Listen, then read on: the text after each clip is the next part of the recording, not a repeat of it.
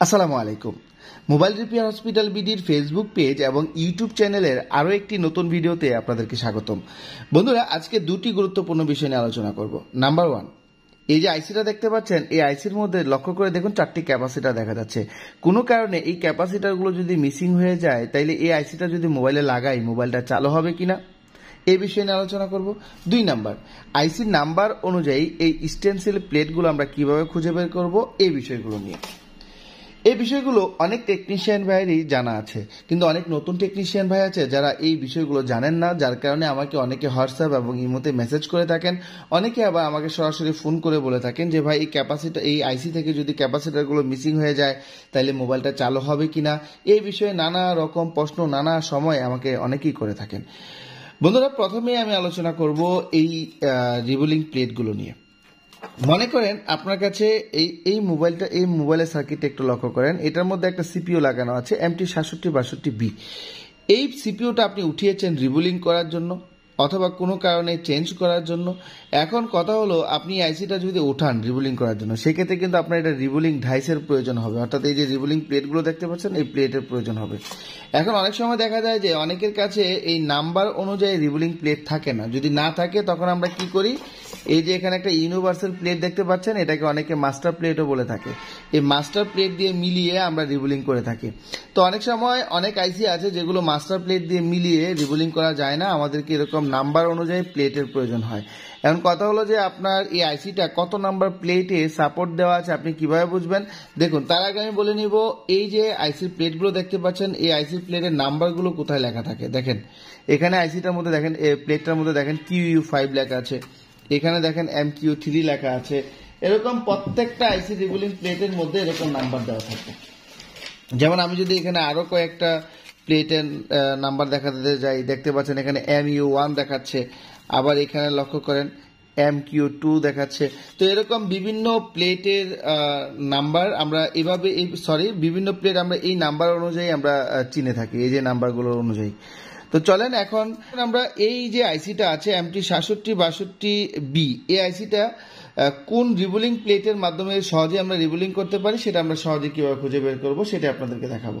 আমি সরাসরি চলে যাব কম্পিউটার স্ক্রিনে। যাওয়ার পর এখানে আইসির মধ্যে যে নাম্বারটা লেখা আছে মিডিয়াটেক MT6762B, এটা লিখব। MT6762B লেখে স্টেনসিল লিখবো। দেখতে পাচ্ছেন এখানে কিন্তু অলরেডি চলে আসছে। এই স্টেনসিল লিখে যদি আপনি সার্চ করেন, তখন আপনি এই ছবিতে ক্লিক করেন। ছবিতে ক্লিক করার পর আপনি যে কোনো একটা ছবিতে ক্লিক করেন। দেখতে পাচ্ছেন এখানে এটাতে লেখাটা ক্লিয়ার দেখা যাচ্ছে না। আমি অন্য একটা ছবিতে ক্লিক করি।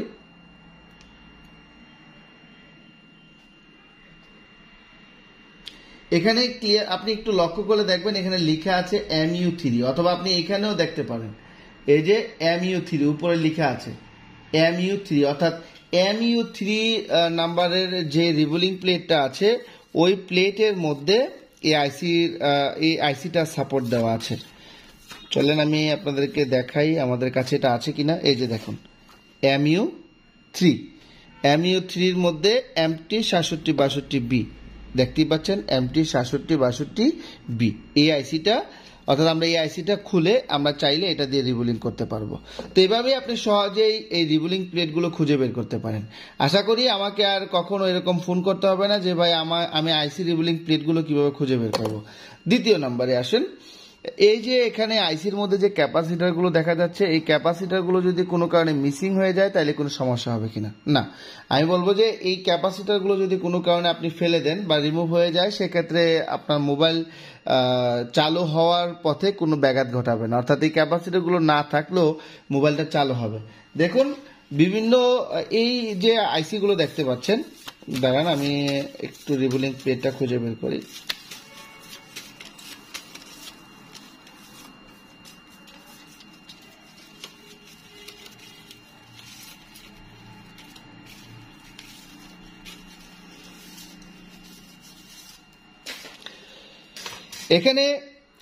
এখানে আরেকটা বিষয় দেখুন,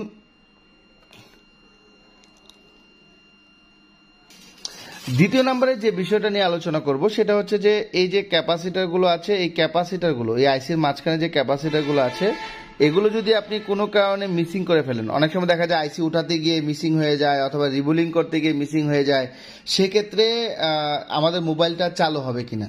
আমি সেক্ষেত্রে বলবো যে অবশ্যই আমার নিজস্ব অভিজ্ঞতা থেকে আমি বলবো যে এই ক্যাপাসিটারগুলো যদি আপনি ফেলেও দেন, তাতে আপনাদের মোবাইলটা আইসিটা যদি লাগান, সেক্ষেত্রে মোবাইলটা চালু হওয়ার পথে কোনো ব্যাঘাত ঘটাবে না, অর্থাৎ এই ক্যাপাসিটারগুলো ছাড়াও মোবাইল চালু হবে। আমি অসংখ্য মোবাইল এভাবেই চালু করেছি, এই ক্যাপাসিটারগুলো নেই কিন্তু আইসিটা লাগানোর পর মোবাইলটা চালু হয়েছে। এরকম আইসির মধ্যে ক্যাপাসিটার লাগানো থাকে উল্লেখযোগ্য কিছু কিছু মোবাইল আছে, যেমন SM8250, তারপর MT 6885, এরকম কিছু নাম্বারের সেটের মধ্যে, তারপরে SM82 আরও আছে কিছু। আমরা আসলে প্রত্যেকটা আইসির নাম্বার মুখস্থ রাখতে পারি না। এখানে আবার আরেকটা আইসি আছে যেটা MSM 8953, এরকম কিছু প্লেট আইসি আছে যেগুলোর মধ্যে এরকম ক্যাপাসিটার লাগানো থাকে। দেখুন, এখন কথা হলো যে আমরা যখন আইসিটাকে রিবুলিং করব, আর এই ক্যাপাসিটি যেহেতু এখানে দেখতে পাচ্ছেন প্রত্যেকটা কম্পোনেন্টের কোনো না কোনো কাজ থাকে, আমরা যদি ইচ্ছাকৃতভাবে ফেলে দিই তাহলে এটা কিন্তু ভুল হবে। ইচ্ছাকৃতভাবে কখনোই আমরা ফালাবো না। যদি এমনিতে মিসিং হয়ে যায় তাহলে কোনো সমস্যা হবে না, তবে এগুলো রেখে দিলে ভালো হবে। দেখুন, এখানে এই ক্যাপাসিটার অনেক সময় কি করি আমরা, এই আইসিটা রিবুলিং করার জন্য ক্যাপাসিটারগুলোকে টুইজারের মাধ্যমে আগে খুলে নিই, খুলে তারপর রিবুলিং করে আবারও লাগাতে যাই। সেক্ষেত্রে কি হয়, এই ক্যাপাসিটারগুলো অনেক পাতলা হওয়ার কারণে ক্যাপাসিটারগুলো ভেঙে যায়। আর ভেঙে গেলে তখন আমরা ভয় পেয়ে যাই, মনে হয় যে এই ক্যাপাসিটারটা ছাড়া মোবাইলটা চালু হবে না, এরকম ধরনের নানা রকম দ্বিধায় আমরা ভুগি। আসলে এটা একদমই ভুল। এখানে দেখুন, এই ক্যাপাসিটার, এই আইসিটা রিবুলিং করার সময় আমাদের ক্যাপাসিটারগুলো না খুললেও চলবে, আর যদি কোনো কারণে খোলার প্রয়োজন হয়, এই যে এখানে একটা টুইজার দেখতে পাচ্ছেন, এগুলো কিন্তু অনেক সফট টুইজার, এই সফট টুইজারের মাধ্যমে এগুলোকে উঠানোর চেষ্টা করবেন। সেক্ষেত্রে দেখা যাবে যে ক্যাপাসিটারগুলো ভেঙে যাওয়ার সম্ভাবনা একদমই কম থাকবে। তারপরে আরেকটা বিষয় হচ্ছে যে যদি ক্যাপাসিটারগুলো লাগানো থাকা অবস্থায়ও কিন্তু আপনি রিবুলিং করতে পারবেন। দেখুন, এখানে এই যে রিবুলিং প্লেটটা দেখতে পাচ্ছেন, এই রিবুলিং প্লেটটার মধ্যে এখানে লক্ষ্য করেন এই যে ঘরগুলো দেখা যাচ্ছে, এগুলো কিন্তু ক্যাপাসিটারের। এখানে কোনো এই জায়গাটার মধ্যে একটু গর্ত আছে, যদি আমরা আইসিটাকে রিবুলিং করতে যাই তখন এই গর্ত বরাবর কিন্তু ক্যাপাসিটারগুলো পড়ে যায়, তখন কিন্তু আমরা ওই রিবুলিং করার টাইমে ক্যাপাসিটারগুলো কিন্তু রিবুলিংয়ে কোনো ব্যাঘাত ঘটায় না। তো সেক্ষেত্রে আমরা ক্যাপাসিটারগুলো না উঠিয়েও কিন্তু আমরা চাইলে রিবুলিং করতে পারি।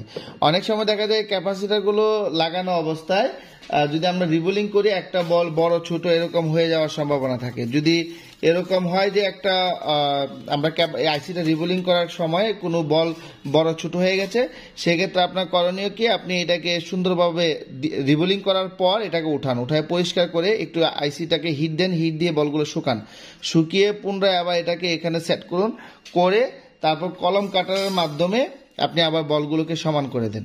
যদি কোনো বল বড় ছোট হয়ে থাকে, সেক্ষেত্রে আপনি বলগুলো দেখা গেল যে এই যে কলম কাটারের মাধ্যমে বড় বলগুলো কেটে যাবে, তখন বলগুলো আর বড় ছোট থাকবে না, সবগুলো কিন্তু সমান সাইজের হয়ে যাবে। তো আশা করি আমি আপনাদেরকে বোঝাতে সক্ষম হয়েছি যে কোনো কারণে যদি আইসি থেকে ক্যাপাসিটারগুলো মিসিং হয়ে যায়, সেক্ষেত্রে আমাদের টেনশন না করাটাই ভালো। এগুলো রিমুভ হয়ে গেলে আমাদের মোবাইল চালু হবে। আর স্টিলের স্টিলের প্লেটগুলো খুঁজে বের করার সহজ উপায় হচ্ছে আইসি নাম্বার লিখে স্টেন্সিল লিখে সার্চ করবেন, দেখবেন ইজিলি আপনি প্লেটগুলো খুঁজে পাচ্ছেন। বন্ধুরা, আজ আর নয়, কথা হবে আপনাদের সামনে নেক্সট কোনো ভিডিওতে। সে পর্যন্ত সুস্থ থাকবেন, ভালো থাকবেন। আসসালামু আলাইকুম ওয়া রাহমাতুল্লাহি ওয়া বারাকাতুহু।